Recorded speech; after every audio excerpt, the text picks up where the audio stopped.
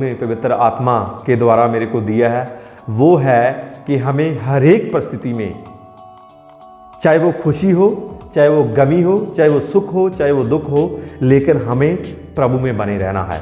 Hallelujah. क्योंकि प्रभु से हमें बल मिलता है। हालेलुया। प्रभु से हमें रक्षा मिलती है। हालेलुया।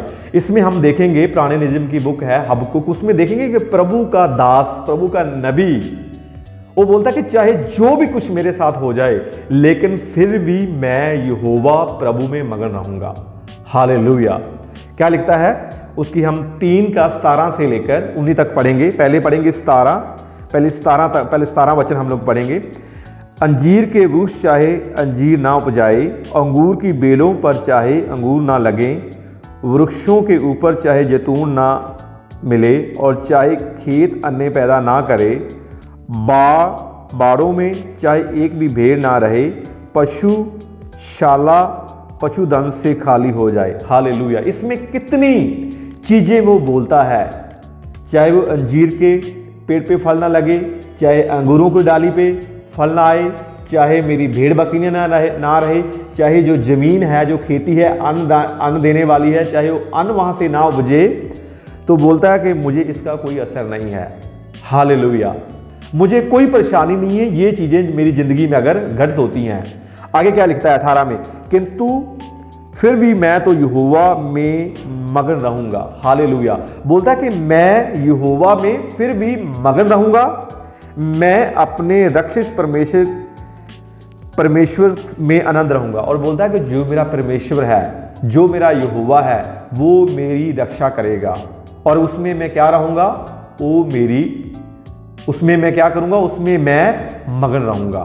हालेलुया। आगे क्या बोलता है, यहोवा जो मेरा स्वामी है मुझे मेरा बल देता है। बोलता है यहोवा जो है वो क्या है, मेरा स्वामी है, वो मेरे को बल देता है, और वह मुझको वेग से हिरण सा भागने की सहायता देता है। वो बोलता है कि जैसे एक हिरण जंगल में दौड़ता है, बोलता वो मेरे पांव में इतनी शक्ति डालता है।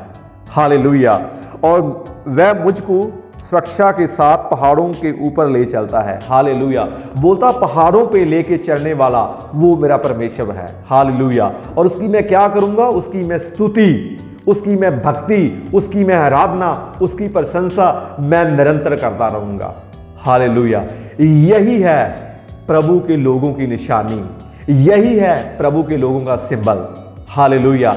हम जब चर्च स्टार्ट हुई, जब कलीसिया स्टार्ट हुई फर्स्ट प्रभु यीशु मसीह के मृत्यु के बाद, तो जो पहली कलीसिया थी उन्होंने प्रभु के लिए बहुत सारे दुख सहे। हालेलुया। जैसे पतरस, उसने क्या किया, 3 बार प्रभु का इनकार किया, लेकिन जैसे ही पवित्र आत्मा से भर गया, हालेलुया, पेंटिकोस्ट वाले दिन जैसे ही पवित्र आत्मा से भर गया, कितनी बार उनको फरीसियों ने, जो उसके याजक थे, जो प्रचारक थे, उन्होंने रोका उसको प्रचार करने के लिए, लेकिन उसमें जो पवित्र आत्मा आ गया, डर उसकी जिंदगी से चला गया। हालेलुया।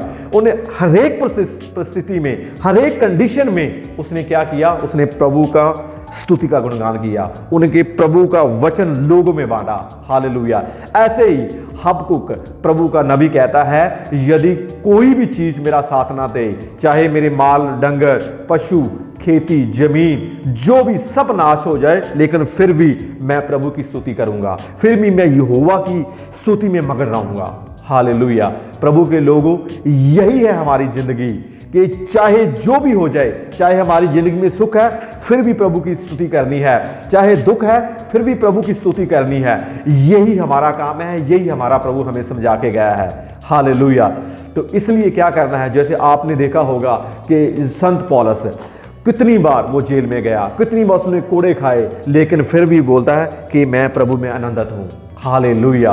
कितने दुख सहे, कितनी बार जेल में डाला गया, लेकिन फिर भी अपनी कलीसिया के लोगों को बोलता है, अपने चेलों को बोलता है, कि अपने सहकर्मियों को बोलता है कि मैं प्रभु में आनंदित हूं, मैं प्रभु में खुश हूं। हालेलुया।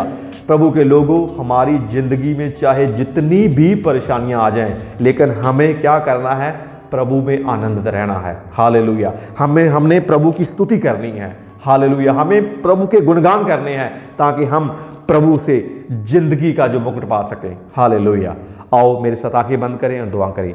प्रभु जी आपका धन्यवाद जो ये वचन मेरी ज़िंदगी में आपने दिया प्रभु जी। इस वचन के द्वारा प्रभु जी जितने भी मेरे बहन भाई ऑनलाइन सुन रहे हैं उनको आशीष दो, बरकत दो, आने वाले दिनों में और भी वचन सुन सकें। मेरी प्रार्थना को सुना, इसका उत्तर दिया। सारी प्रार्थना मैं प्रभु यीशु मसीह के नाम से मांगता हूँ, आमीन आमीन।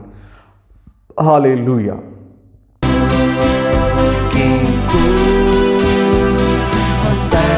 Thanksgiving.